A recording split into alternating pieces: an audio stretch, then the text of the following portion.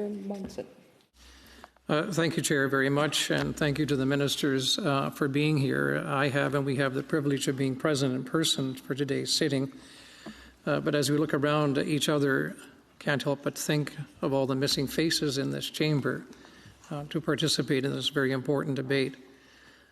You've heard me deliver the words of my honourable colleagues, Senators Lovelace, Nicholas, and Lillian Dick, and I wish to do the same today, and there's a bit of a preamble here, but I think it's important.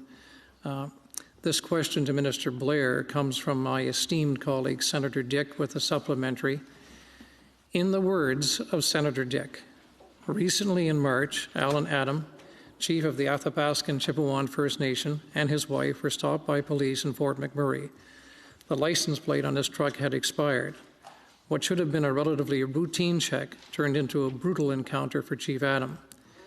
The RCMP dashcam video shows one police officer tackling Chief Adam without any warning, punching him in the head and applying a carotid hold.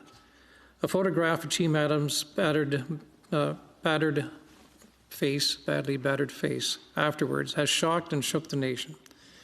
Chief Adams stated, "Every time our people do wrong, the RCMP always seems to use excessive force, and that has to stop." Chief Adams' experience is an example of systemic racism by the RCMP. The sad reality is that Indigenous men, like Indigenous women, face a greater risk of being met with violence. According to Statistics Canada, in 2018, for example, the homicide rate for Indigenous men was 5 times greater than it was for non-Indigenous men. These data are also evidence of systemic racism against Indigenous men. It has been reported that in Saskatchewan, 62% of people killed by police were Indigenous. And yet, as you know, Indigenous people represent only about 15% of Saskatchewan's population. These data, too, are evidence of systemic racism against Indigenous people.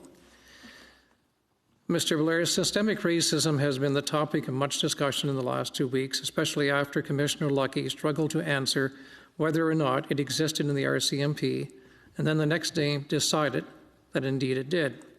So it was completely surprising that Commissioner Lucky was unable to provide a correct example of systemic racism when she appeared 2 days later at the meeting of the House of Commons Public Safety Committee on Systemic Racism.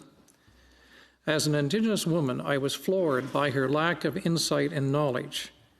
She mentioned the National Inquiry Report on missing and murdered Indigenous women and girls. So she could have easily said that the denial by the RCMP for many years of the tragedy of MMIWG was an example of systemic racism. And then she could have said, but that's in the past. The RCMP now recognize the Indigenous women are more likely to be murdered and made missing, and that the RCMP now collect data on the Aboriginal identity and gender of homicide victims, for which they submit to Statistics Canada. But she didn't. Furthermore, when she said that only 0.073% of RCMP investigations are lethal, she could have said the overrepresentation of Blacks, Indigenous people, and other racialized minorities among those who are unnecessarily beaten or killed by the RCMP is an example of systemic racism in the RCMP. But she didn't. As a Canadian citizen, I was embarrassed that our Commissioner was not able to provide an example of systemic racism in the RCMP when it has been the topic across the country in the last few weeks. This is simply unacceptable job performance. As you know, I have called for Commissioner Lucky to resign or to be replaced. Minister Blair, it is your responsibility to hold Commissioner Lucky to account, and it is also your responsibility to fix things that are wrong in the workings of the RCMP. Senator Dick's question, to which Canadians across the country deserve an answer, is twofold. It is even more clear now that Commissioner Lucky does not understand systemic racism. How, Minister Blair, how can she get rid of it when she doesn't know what it is? Thank you very much, Senator, for the question. And when Senator Dick expressed her initial concerns, I reached out to her right away. I called her and we spent some considerable time on the phone. I have a great deal of respect for her perspective and her concerns. And I've met with the Commissioner about those concerns. The day following the difficult interview that Commissioner Lucky had, I don't give her operational decisions, but we did discuss at some length the RCMP and her responsibilities and my responsibilities, and I would concur with you, sir. I don't. The commissioner runs the RCMP, but I am responsible for ensuring that the RCMP fulfills its legislative responsibilities, and the commissioner does her job. And so I've had a number of conversations with her.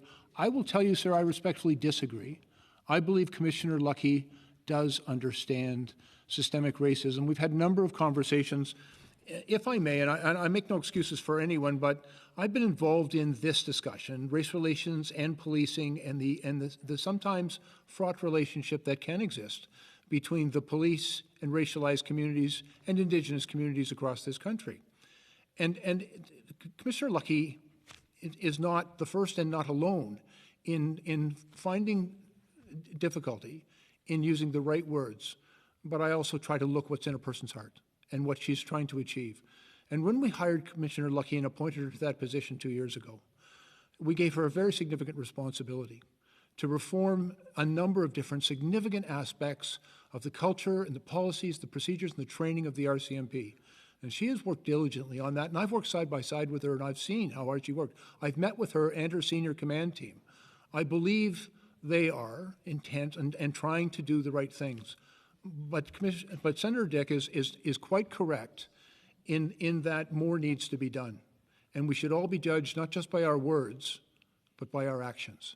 And I believe, and I'm very mindful of my responsibility, Senator, to ensure that the actions of the RCMP, and in particular the actions of the Commissioner, are what is necessary to serve all Canadians with the dignity, with the respect, with the equity that everyone is entitled to.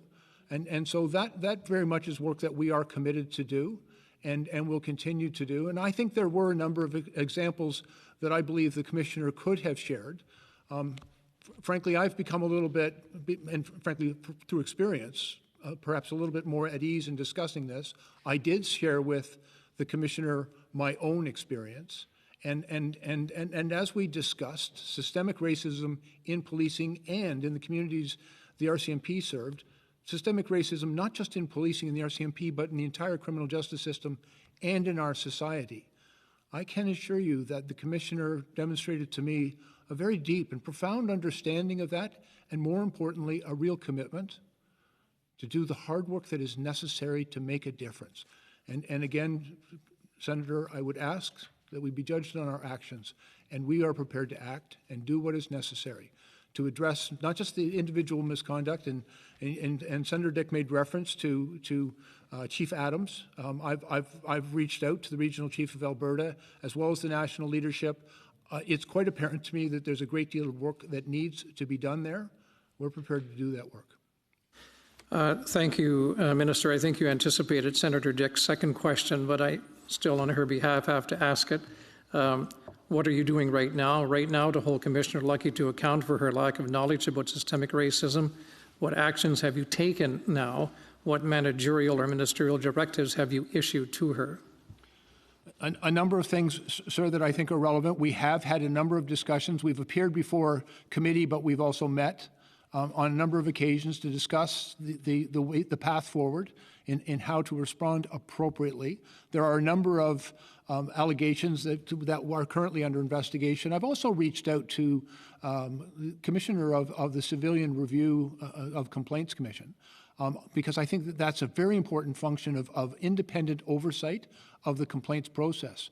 I've listened very carefully to Canadians across the country who've expressed concern about those investigations and in particular about the timeliness of response. And I think, when people make a complaint, they need a timely resolution of that complaint, and they need to be kept informed of the investigation and the actions to be taken. I believe that the current legislation around the CRCC and the RCMP does not provide clear direction on timelines. And so I will tell you that I'm working with my officials and with the RCMP and the CRCC to clearly articulate timelines where the RCMP and the CRCC will be required to resolve these matters in a timely way. Right now it says as soon as feasible. That's not acceptable. I think we need to be clear with Canadians. And I've met with some of the families, and in particular, I met with the family of Colton Bushy. Mr. Minister, thank you so much. We have to move on to the next